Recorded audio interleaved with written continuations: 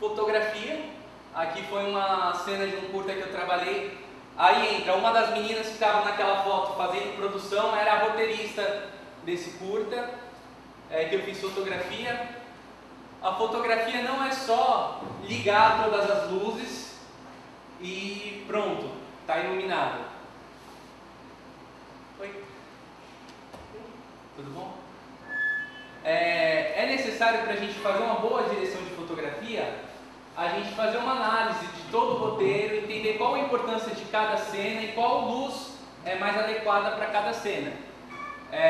Por exemplo, para essa cena era importante que tivesse a sombra aqui das duas.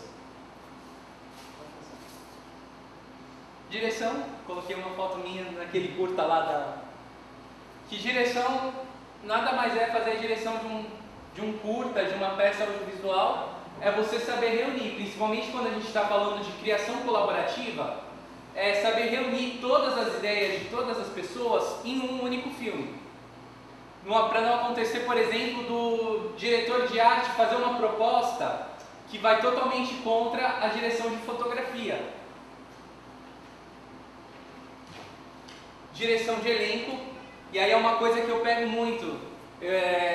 A gente vê muitos curtas que são produzidos com ótimas câmeras, com ótima iluminação, a gente vê uma ótima produção, os caras conseguem parar, sei lá, parar a cadeia, parar a escola, parar o hospital para produzir. E aí você vai lá no set, você vai conhecer o set para saber como que é, o elenco está ali num canto batendo texto e está todo mundo cuidando de todas as coisas e esquece do principal, que é o elenco, que eles estão conduzindo a história. Então, quando a gente está fazendo um trabalho, eu acho muito importante ter uma pessoa para cuidar do elenco. Ou então, como foi o caso desse curta, a gente chegou 2 horas antes do elenco, eu montei tudo que eu precisava de parte técnica, quando o elenco chegou, eu me ative apenas a eles. O curta a gente grava sempre, geralmente a gente grava fora da ordem, né? Uma coisa que eu gosto de fazer quando eu estou dirigindo o meu elenco é sentar, se a gente vai gravar a última cena primeiro, e eles não conhecem ainda, não gravaram as outras. Eu gosto de sentar com eles e explicar, para cada cena, explicar o que está vindo antes e o que está vindo depois. É importante a gente entender cada cena como uma peça do filme, importante para o entendimento no final. Atores. Eu coloquei aqui um mesmo ator porque a gente está sempre trabalhando junto. Cada foto dessa é de um ano, que foi primeiro, segundo, terceiro, quarto e quinto curta. Cada ano a gente faz um, pelo menos. Também é importante, a gente geralmente, ultimamente o pessoal está buscando bastante ator de teatro para fazer curta. Se você vai pegar ator de teatro, você tem que ter um cuidado muito grande na hora de dirigir esse ator. Porque no teatro você e no cinema não, no cinema tem que ser bem mais contido.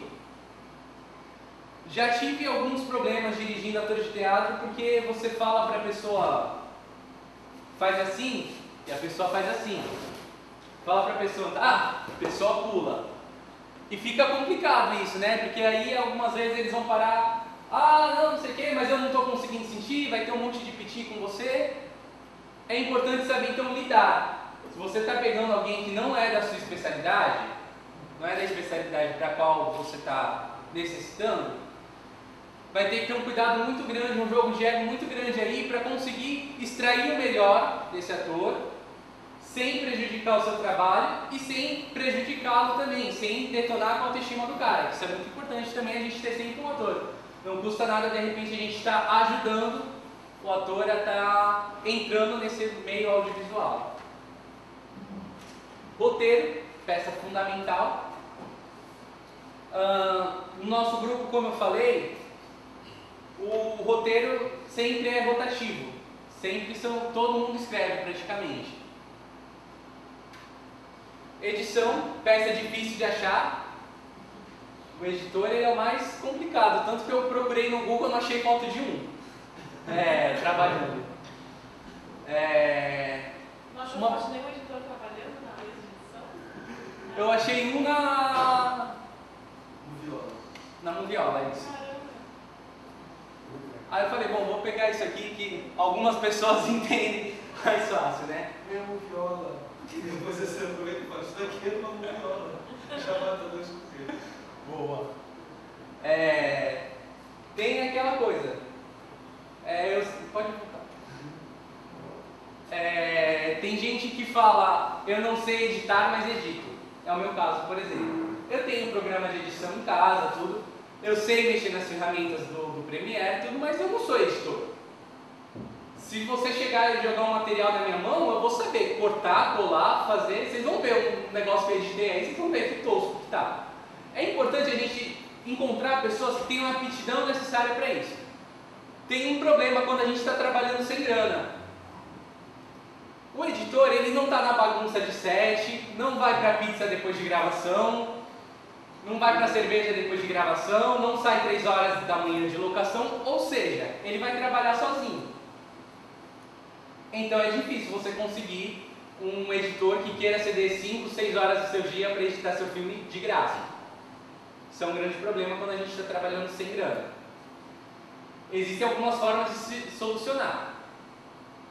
Tenta encontrar um editor que escreva, que trabalhe e que vá precisar do seu trabalho futuramente. E aí a gente volta naquele primeiro slide que fala de pagar trabalho com trabalho.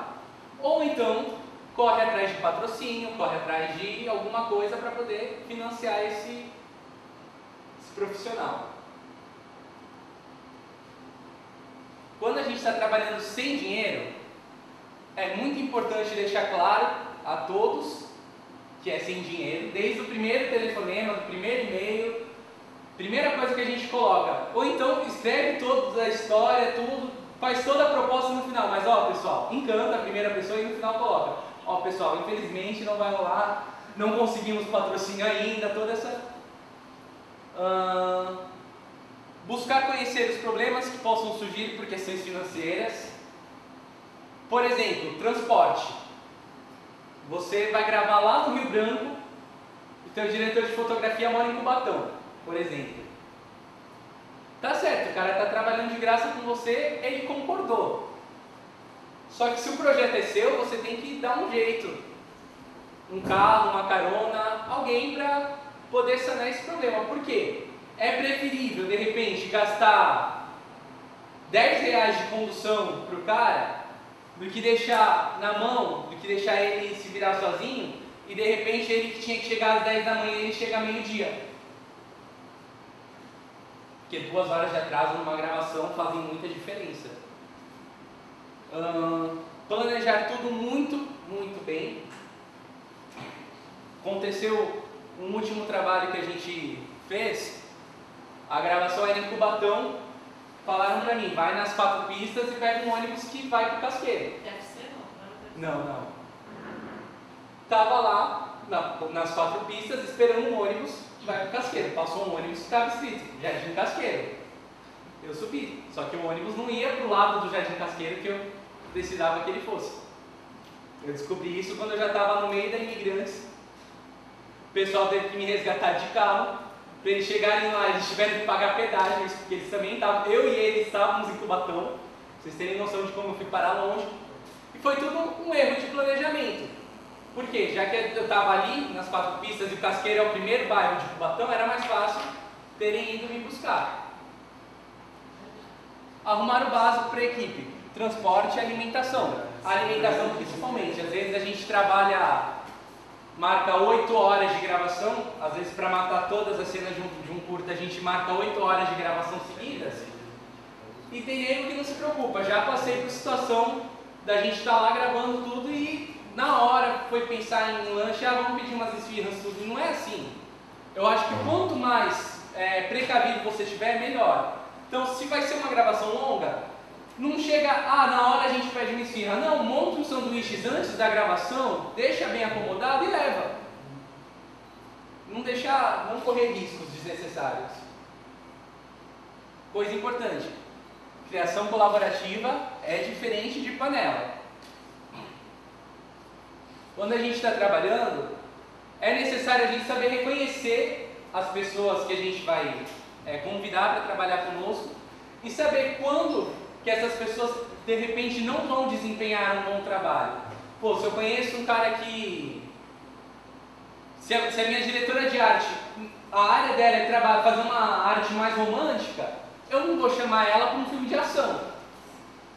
Posso até chamá-la para fazer apoio, alguma coisa assim, mas eu vou ter que procurar alguém um pouco mais rock and roll para conseguir fazer essa direção de arte nesse momento.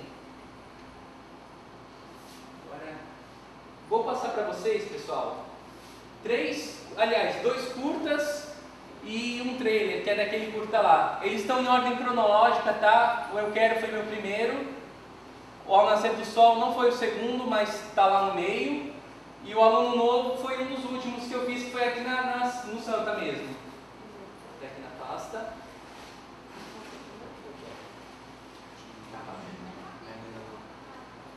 Eu quero dinheiro. Eu quero uma boneca. Eu quero uma dúzia de ovos, 2 pimentões e massa de Eu não sorvete. quero.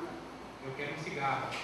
Eu quero parar de fumar. Eu quero ser artista de televisão. Eu quero você. Eu quero ele. Eu quero morrer. Eu quero. Eu quero. Eu quero. Eu quero. Eu quero. Eu quero. Eu quero. Eu quero.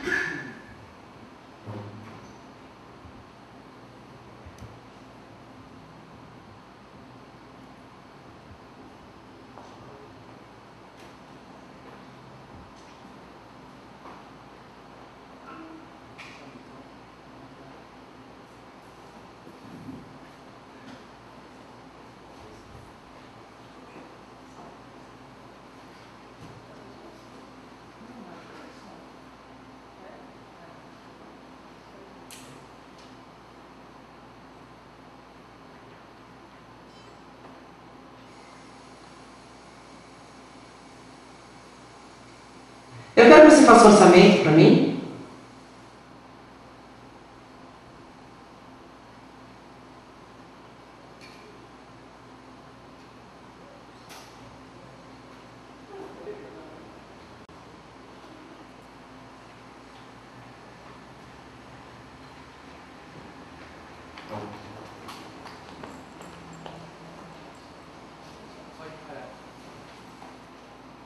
Algo errado aconteceu com o vídeo. Era pra eles estarem falando. Você não tem play, Fazer aqui. claro. Oi. Então, o outro play. A máquina tem uns 3 hoje. Eu quero uma pizza.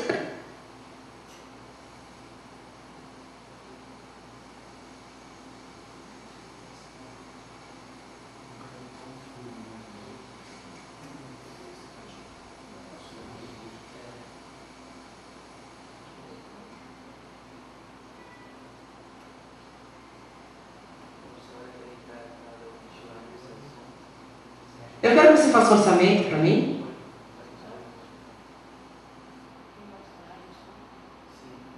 Bom, alguma coisa misteriosa aconteceu e o Sync foi perdido.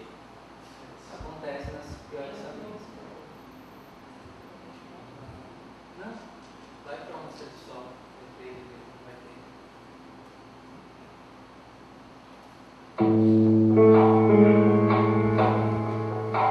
Esse é o trailer do curta lá do quarto, tá?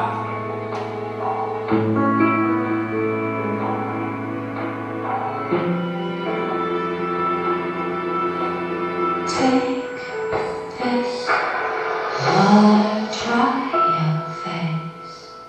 Take this water, wash your face and hands. The time has come to be born again for a new beginning. We'll forget mistakes. Preparation for a brand new day.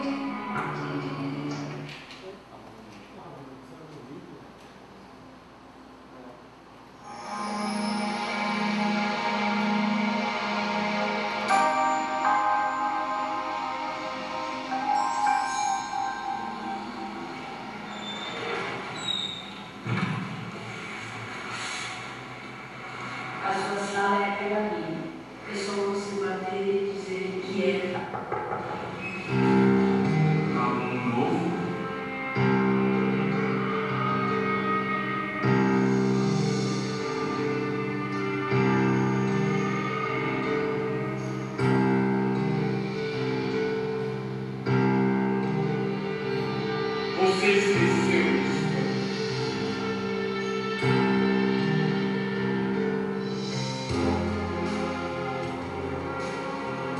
O cérebro é um órgão vital responsável por comandar todas as ações do nosso corpo. Ele também é que cuida das nossas sensações, como o frio, e dos nossos sentimentos, como o medo. Turma, boas férias.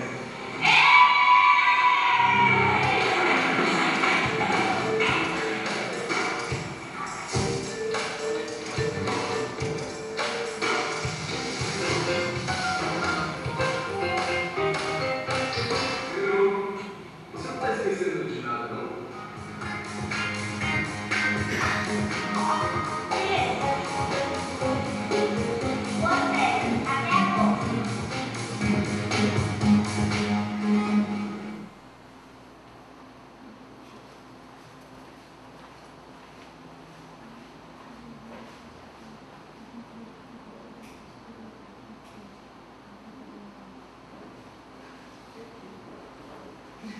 Volta nos slides, por favor.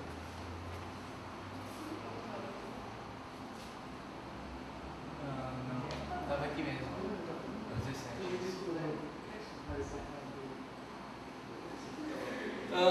Então, esse último curta que vocês assistiram, ele foi feito. Durval pediu para vocês gravarem depoimento no estúdio no começo do ano, essas coisas todas. Então, ele vai pedir para vocês transformarem um desses curtas em um desses depoimentos em curta.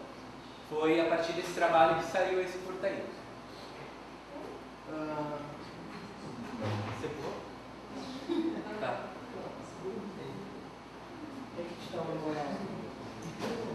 Trabalhando para terceiros, que aí é onde já está entrando um pouco mais na área da produtora que eu estou abrindo. Saber reconhecer que um trabalho não é para você, então não adianta às vezes a gente, na ambição, a gente acaba assumindo mais trabalhos que de fato a gente pode assumir. Evitem isso. Você falar não para um trabalho não queima tanto o seu nome quanto você assumir um trabalho e não cumprir, ou de repente não cumprir direito. Saber quem convidar para o trabalho, já falei disso. Saber tirar o melhor de cada pessoa envolvida no projeto. Trabalhar de graça. Sempre aparece alguma coisa para fazer e aí você lança seu preço e a pessoa não quer pagar. Fala que o sobrinho faz, que é só um videozinho, é só um filminho. Isso acontece.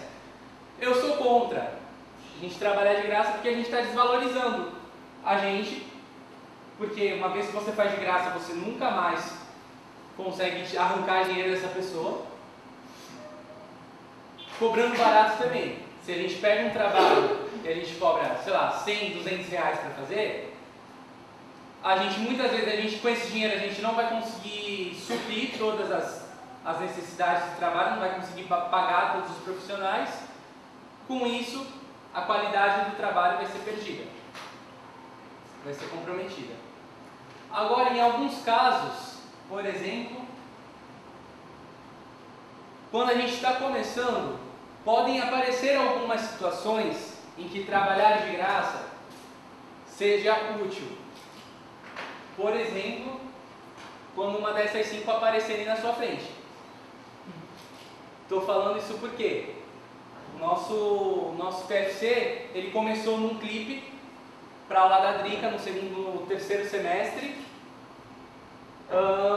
Começou um clipe, ela vai pedir para vocês fazerem um clipe de uma música qualquer. Ela passou vários clipes pra gente, e aí todos os clipes eram de músicas já conhecidas, e os alunos, eles perderam tempo, gastaram dinheiro, gastaram energia criativa para fazer uma coisa que na real eles acabam não podendo usar. Eu tinha contato com uma das 5 lá do Ruge, entrei em contato com ela, pedi uma música dela, ela topou. Essa música e esse clipe se transformaram em uma importante ferramenta para as instituições que militam pela causa autista no Brasil. O primeiro upload do clipe foi no site da MTV. Ele virou um documentário, que foi o nosso TFC. Foi indicado para o Curta Santos do ano passado e passou na TV Tribuna. E foi um trabalho de graça. E não sei nem se foi um trabalho de graça que a gente fez para ela ou que ela fez pra gente. Pode passar. Eu preparei agora um vídeo para contar um pouco toda a trajetória que o clipe teve, desde a criação até o atual momento. Semana passada, 2 semanas atrás, a gente achou que o clipe já tinha, já era uma página virada e de repente o clipe apareceu no programa da Galisteu, na Band. Pode maximizar. Na Universidade de Santa Cecília, o pessoal está produzindo um cenário do novo clipe da Continental até o fim. Esse é o segundo episódio do diário de produção do novo clipe da Continental até o fim. Ok, pessoal? Esse é o terceiro episódio do nosso diário de produção. Esse é o nosso 4º episódio do diário de produção do clipe até o fim. Olá, nós estamos aqui, vamos apresentar agora o último episódio do nosso diário de produção do clipe até o fim da... Aí o clipe no site da MTV, no site da Tribuna, eles cobriram o nosso lançamento lá no Centro de Convenções.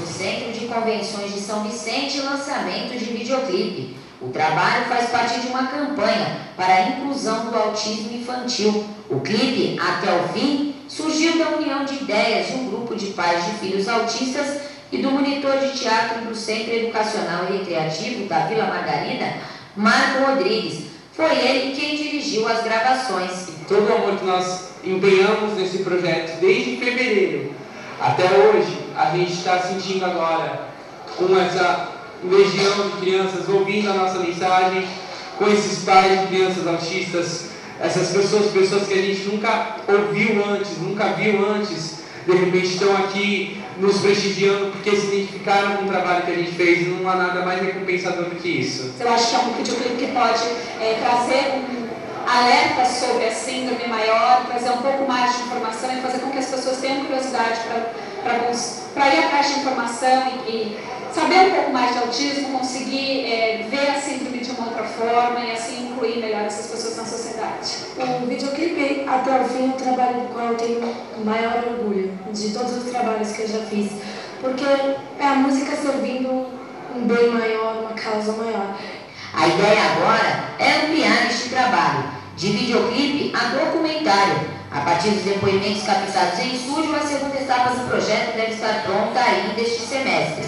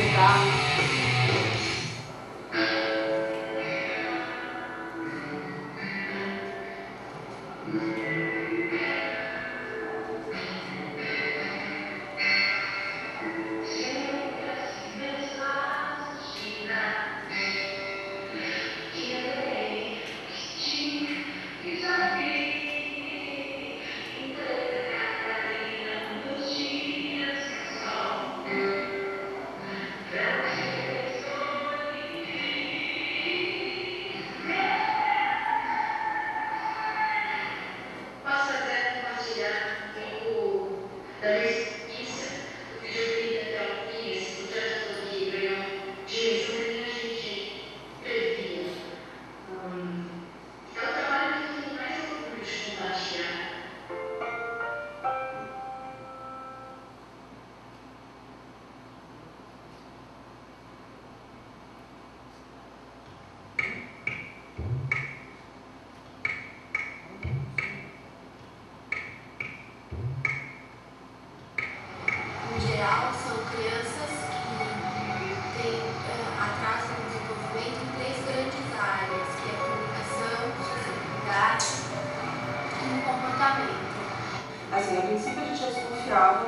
problema. Porque ele não interagia, né? Ele tinha um... Assim, basicamente eu acabei descobrindo pela internet sobre isso, pelo simples fato de uma criança de 2 anos entrar numa sala e não olhar para trás para verificar com os pais se isso é seguro, é um sinal de autismo, porque ele não tinha referência emocional e social. Na verdade, um padrinho do Giovanni. Patrícia, Aline, Fantini, Karen e Luciana formaram em 2002 uma das maiores girls bands da década. O Ruge marcou uma geração. Milhões de fãs ficaram órfãos com o fim da banda e com o sumiço temporário das meninas. A polêmica estava lançada. Por que o Ruge chegou ao fim? Dizem que quem tem A vida seguiu, e mesmo a memória dos brasileiros sendo curta em relação aos seus ídolos, o Ruge nunca foi esquecido. Fantini Tó continua buscando sucesso, mas longe do Brasil. Ela decidiu viver na Holanda depois que teve sua primeira filha, Cristiane. E apesar da distância, Fantini ainda faz shows em São Paulo e sempre que pode posta alguns trechos na internet.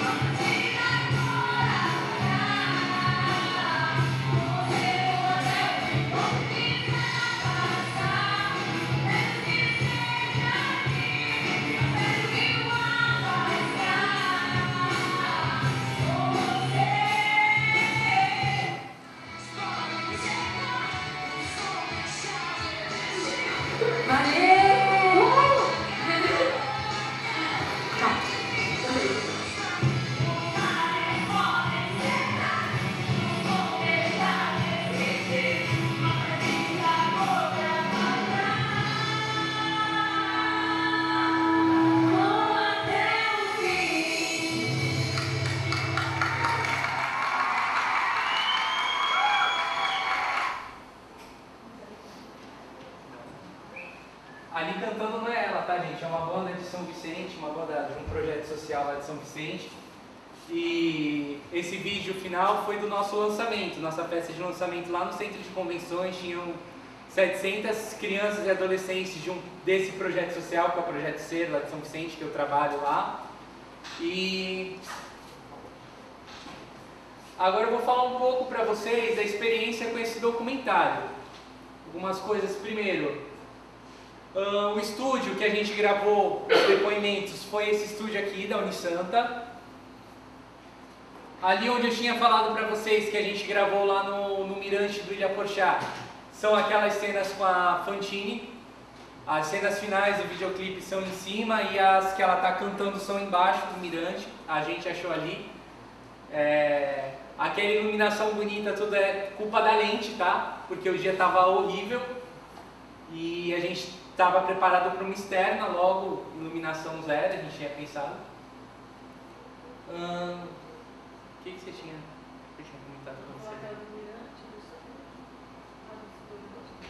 Do áudio, a gente teve problema com a nossa captação de áudio.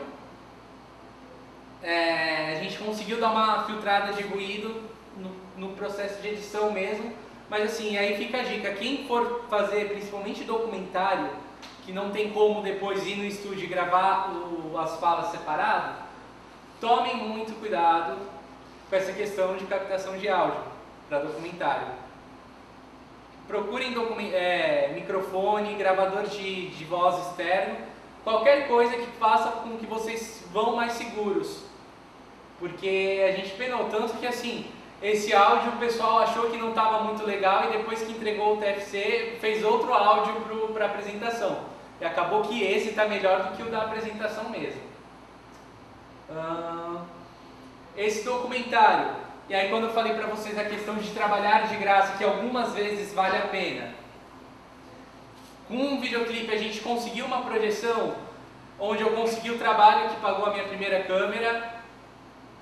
A gente conseguiu aprendizado profissional muito grande, porque uma coisa é você trabalhar com uma banda que está aí há 3 meses, que está formada há 3 meses, e que chega na hora de gravar chega 2 horas atrasada, aí você se mata, você faz o melhor videoclipe que você pode fazer, você entrega para a banda coloca ali no YouTube, divulga para os amigos e pronto. Valeu muito a pena esse trabalho, porque o alcance que a gente conseguiu, principalmente pelo nome da Fantini, pelo fato de estar trabalhando com a causa autista, a gente conseguiu levar essa mensagem para muitas pessoas e conseguiu projetar, entre aspas, o nosso nome para muitas pessoas e conseguir muito retorno de trabalho após esse videoclipe e esse documentário. A trilha do documentário, o Edson ele tinha sugerido que a gente usasse a música do videoclipe como trilha em várias nuances, né? Aí a gente conversou com a Fantini, ela falou, tá bom, mas deixa que eu cuido disso. Aí depois ela ligou, vai ser um amigo meu que vai fazer, ele está produzindo o meu CD, ele é bonzinho, ele toca no Sepultura, ele toca baterista no Sepultura. A gente, pô, como assim? E aí no dia que eu fui lá na casa dele para ver as coisas da trilha, uma aula de profissionalismo, ele tinha lá já 30 trilhas gravadas pra gente, e a gente ia escutando, essa, aí ele pegava, tirava um instrumento, tirava outro, tudo, e saiu a trilha do jeito que tá. Eu gostei muito dessa trilha. A gente contou com a ajuda de todos os professores, praticamente. No primeiro vídeo do diário de produção, ali no estúdio, aquele pano azul que está no fundo, foi os professores, boa parte deles que escreveram ali 2 milhões, que é o número de crianças autistas no Brasil. Então é isso, em relação ao documentário, alguém quer perguntar alguma coisa? Banca? Pode passar. Perguntem, gente, até curiosidade, assim, que de repente, seja coisa que vocês não perguntariam normalmente, não se esqueçam que tem professor aqui, sabe? Deixa eu aproveitar aqui, Marco. Pré-entrevista, né? Quando a gente tem a modalidade do documentário, tem um super valor na pré-entrevista. E você não pode jogar todas as suas fichas lá, porque depois o entrevistado acha que já disse tudo na pré-entrevista e fica sem graça na segunda abordagem. Então tem que ter um jogo de cintura e fazer, né? Não deixar de fazer. Como é que foi o processo? A nossa pré-entrevista, na verdade, não foi bem uma entrevista. Das 4 famílias, 3 eu só fui passar um dia com elas. Uma família, aquela família que tem um pula-pula em casa, eles moram em Jundiaí. E aquela que tem o menino e a menina, eles moram em Atibaia.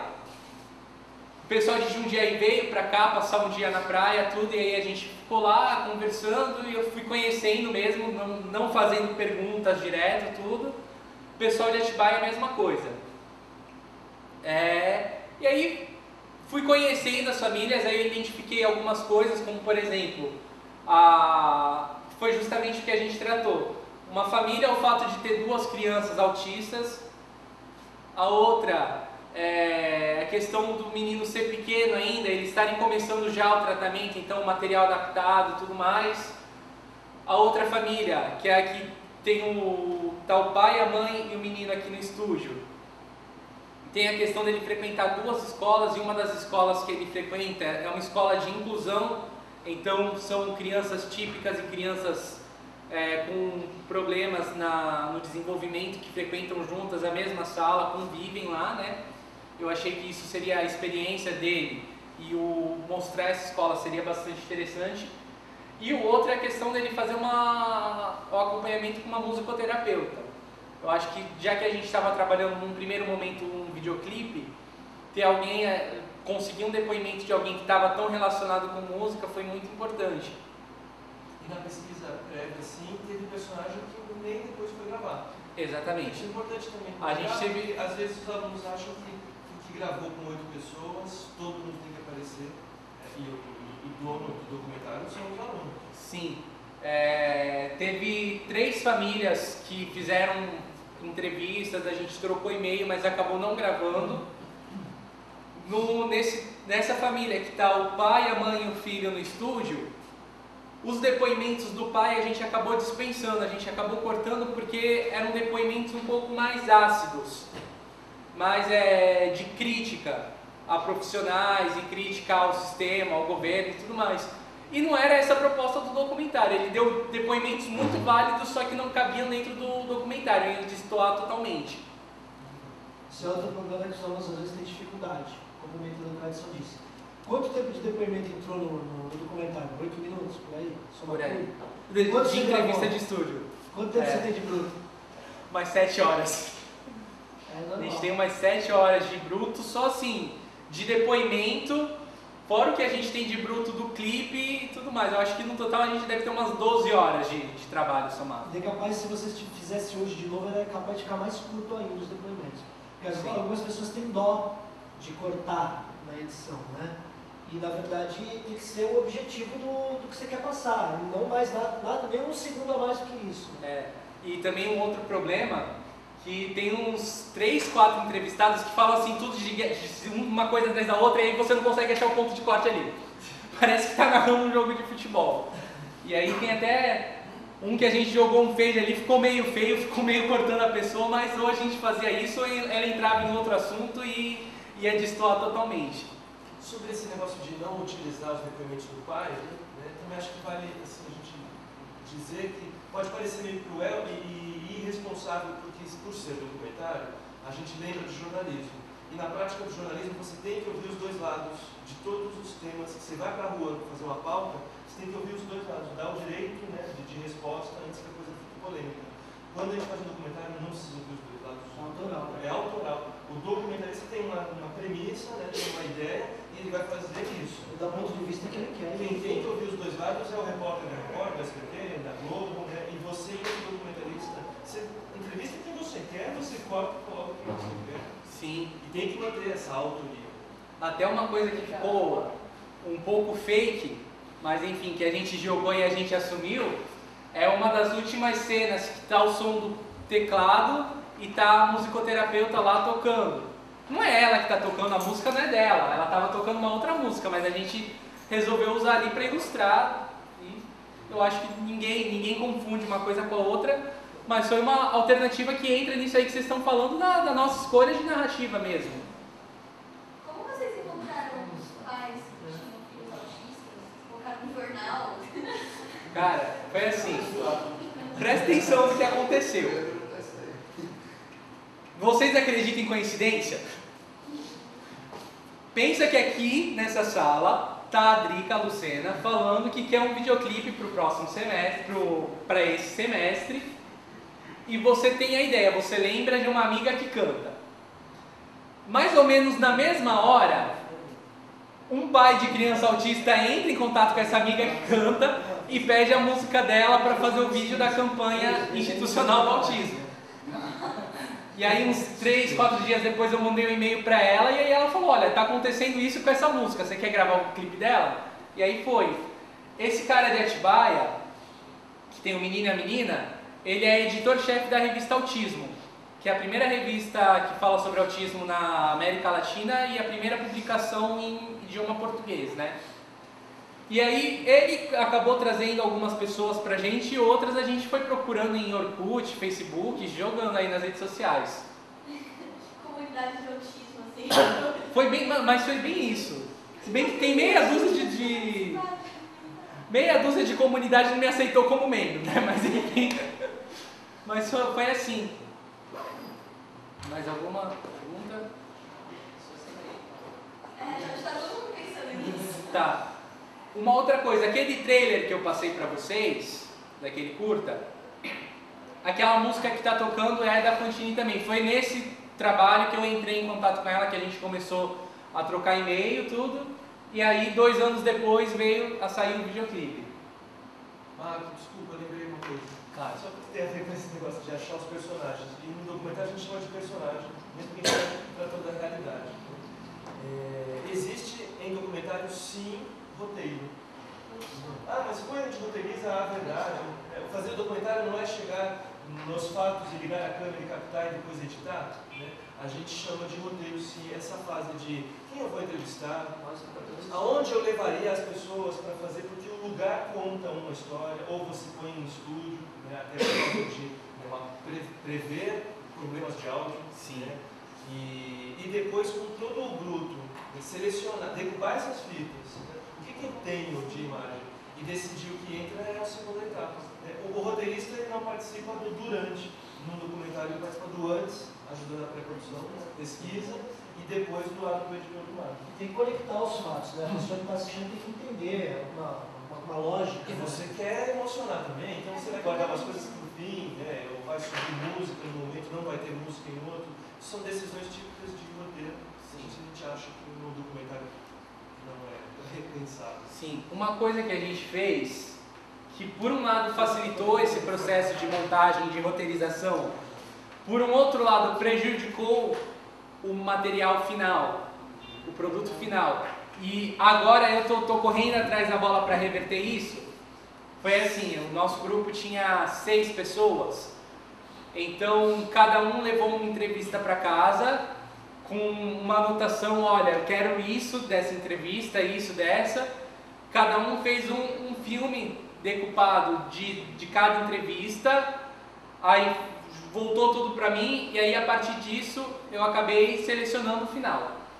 Isso facilitou pra caramba, só que prejudicou numa coisa que assim, o filme a imagem ela foi renderizada 2 vezes, foi comprimida 2 vezes, ou seja, acaba perdendo qualidade. Agora eu estou lá na minha casa, os dias que eu estou sem nada para fazer, pegando o material bruto e montando cena por cena, para que a gente possa ter um trabalho com a qualidade final legal, né? E você tinha falado de roteiro, lembrei que tinha alguma coisa para falar. Questão de locação. É necessário a gente ter um cuidado muito grande na hora de escolher uma locação. O estúdio ele ajudou muito a questão do áudio, só que tinha um problema. Imagina você colocar 2 crianças autistas sob aquela luz maravilhosa do estúdio, super calor ali. Então, tanto que tem uma cena que o menino tá correndo, tudo. A primeira família ela quase destruiu o estúdio. Que são os que tem 2 meninos. Mas por quê? Porque os espertos aqui não se tocaram que aquela luz ia incomodar. Tudo isso é importante vocês pensarem, principalmente na hora de fazer documentário. Pô, será que a iluminação que eu vou escolher para fazer a minha entrevista, será que não vai atrapalhar o desempenho do meu entrevistado? Mesma coisa ali, o lugar onde a gente escolheu para entrevistar a psicóloga, o lugar é lindo, só que é péssimo para fazer uma entrevista. Tinha uma cachoeira atrás da psicóloga. É que a gente conseguiu uma boa remoção de ruído, mas mesmo assim acabou comprometendo um pouco. A musicoterapeuta a gente entrevistou no consultório dela, que ela tem um consultório que é super lindo, é uma casa com aquele jardim, tudo aquilo, a gente escolheu ali mesmo. É isso. Porque às vezes também tem um tema que você pega que não tem como você trazer a pessoa para dentro do estúdio. Exatamente. Por exemplo, você vai entrevistar um morador de rua. Por que você vai trazer um morador de rua para dentro do estúdio para entrevistar ele? Você vai ter que fazer isso na rua. Sim. Sem contar que o estúdio é um ambiente que trava a pessoa, dependendo do que ela... Você fica assim na frente da câmera. Ele não vai estar natural nunca. Sim. É que você trocou pelo áudio, foi uma opção técnica acima da fotografia. É que nós ainda precisamos ter no curso. Talvez futuramente não. Vocês estão convidados a voltar aqui futuramente. Mas ainda temos limitações de captação de áudio, então repensar muitas locações por causa desses chatos. Cada vez que o Marco fala em remoção de ruídos, eu tremo, porque aí vem uma galera cheia de ruído, agora vamos fazer a remoção de ruídos. Não, também não dá pra Não vai ter salvação. Filtra. Né? Não dá pra você... Filtro que é ruim, filtro que é bom também. Não dá pra não cuidar do ruído achando que a remoção vai resolver. Não dá pra não regular o branco da câmera achando que a edição vai resolver. Não dá pra filmar de qualquer jeito achando que na edição vai resolver. Porque não vai. Pode ajudar uma coisa ou outra. E só as famílias a gente entrevistou no estúdio, porque quando a gente fez as entrevistas da família, a ideia ainda era videoclipe. A gente só pensava em videoclipe. Até eu acho que a segunda família, eu acho que foi só videoclipe que a gente pensava. E uma das referências que a gente pegou foi um clipe de uma banda chamada Good Charlotte, chamado Hold On, que fala sobre suicídio e tudo. E tem várias pessoas. São uma lousa pichada atrás, tudo. E a gente pensou em fazer isso com uns 2 milhões, que é o número de crianças autistas, como eu já falei. Mais alguma dúvida? Eu vou voltar para a ficção, só que se nem todo mundo está fazendo doc, né? A gente está enfatizando aqui os docs. Você falou uma coisa super importante, que é o lidar com o elenco e de repente até deslocar uma pessoa da equipe, porque tem um monte de aspone, vamos falar sério, que tem muita gente palpitando nos grupos, né? E efetivamente sem uma função determinada. E é legal determinar uma pessoa para ficar meio que de babá mesmo no elenco, dando atenção total a eles, porque eles estão na mesma condição que a gente. No mundo do audiovisual, eles não têm experiência também. Então eles precisam de um apoio, assim, eu acredito nisso, né, de você deixá-los também à vontade. E o diretor está pensando em muitas coisas, não está pensando somente em ser diretor de elenco. E o fato de a gente ter aquela mão de obra que vem do teatro, né, e ter que minimizar eles, né, sem tirar a arte e os exercícios dos próprios, né, mas é a nossa, e vai ser durante muito tempo também, a mão de obra daqui não é do audiovisual, é lá de vem do teatro, e a gente está fazendo a transição, e a gente está ajudando eles a ter portfólio de vídeo, né. Então convidar sim, tem professores aqui, que não sei se são muitos, mas assim, eu sei de professor do nosso corpo docente que é contra você pedir para esses atores fazerem de graça. O que eu tenho a dizer é que do lado dos atores tem uma porrada de gente legal que precisa de alguns trabalhos em vídeo, para depois se inscrever aí nos testes que tem. Assim como você é justo fazer uns trabalhos de graça? Sim. Não é justo a gente pagar cachê para ator na nossa região, ainda sendo estudante. Talvez por TCC, se tiver agora as manhas de ir guardando uma graninha e tal, né, remunerá-los que não são da turma. Mas não é indigno pedir essa colaboração. Assim como você está explorando o talento do ator, você está dando o seu talento de diretor de fotografia, de graça para um portfólio que ele vai ter também para ele, né, vídeo. Ele tem um conteúdo, mas não tem como mostrar. Você tem a forma e precisa do conteúdo dele. Então é um casamento perfeito. E por que eles vêm do teatro? Desculpa, a gente acha que eles sabem bastante, então não deixar eles se autodirigirem também. Existe aí vários grupos que convidam gente que é do Teatro Santista ou da região, e aí eles vêm cheios de verdades do teatro e autos se dirigem. E a gente meio que perde noção, fica um pouco teatral forçado demais. Não pode. O diretor deixa eles fazerem o que eles querem e depois se naturaliza. Sim. No ano passado teve um conto, né, que era um conto muito legal do Graciliano Ramos, de um cara que vira onça, mas ele fez aquilo de uma forma um monólogo tão forte que ele se autodirigiu. Eu estava imaginando, e depois alguém do grupo me confidenciou, que eles ficavam assim, o cara era bom demais. Eu falei, não é que o cara era bom demais, o cara estava se autodirigindo e vocês não tiveram pulso para leitura criativa. Com os gestos ele levava a câmera, inclusive. Quando a gente está fazendo um trabalho assim, é importante a gente saber o que a gente quer do ator, para a gente poder, para a gente dirigi-lo, porque ator que se dirige é um saco. Eu já lidei com essa situação e é complicado. Teve um caso de um amigo que pediu um roteiro que está em cartaz em São Paulo, um roteiro de teatro. Ele entrou em contato com a produtora pedindo esse roteiro para adaptar para curta. Eles falaram, beleza, só que você tem que gravar com o elenco da peça e você tem que gravar aqui em São Paulo e cada um está pagando. Ele desistiu na mesma hora, porque imagina, se o cara já está chegando, se o dono da produtora está chegando e está impondo o elenco, a locação e o cachê, imagina a dor de cabeça que ele ia ter depois, né? Então é muito isso, tem que saber quando você está trabalhando principalmente com ator, essa questão de ego. A gente tem que saber trabalhar muito bem, porque o ator, alguns chegam falando que sabe mais que a gente, né? E se você demonstrar para o ator que ele sabe mais que você, aí você está perdido mesmo. Mesmo que seja verdade. Mesmo que seja verdade. Você, assim, o ator ele pode saber mais de interpretação do que você, mas você tem que saber mais do seu filme do que ele. Isso é muito importante. Você mostrar isso para ele. Você deixa claro que o filme é seu, quem manda é você. Eu trouxe aqui algumas sugestões de coisas que eu li, que eu vi, que eu achei bem legais. Esse livro, Curtas Extraordinários, ele tem uma característica interessante que você não precisa ler o livro todo. O livro ele é capitulado por direção de fotografia, todas as áreas, suspense, terror, comédia, infantil, videoclipe, tudo. E um capítulo não se prende ao outro, então se você quiser usá-lo para estudar especificamente o que você vai trabalhar, o que você precisa, você consegue sem problema. E é bem didático assim. programa CelticX, que é para criação de roteiro e de projeto, né? É gratuito e dá para instalar em português? Sim, é gratuito, dá para instalar em português.